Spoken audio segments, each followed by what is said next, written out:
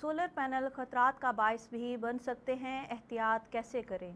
बारिश के मौसम में सोलर पैनल जानलेवा साबित हो सकते हैं।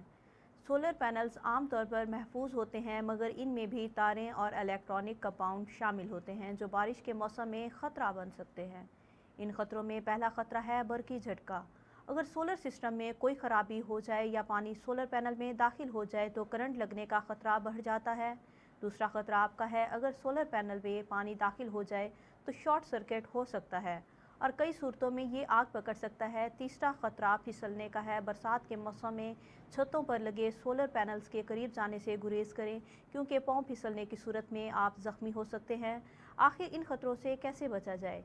इनके लिए कुछ एहतियाती तदाबीर अपनाना ज़रूरी हैं। सोलर पैनल्स का बाकायदगी से मुआयना और देखभाल करें।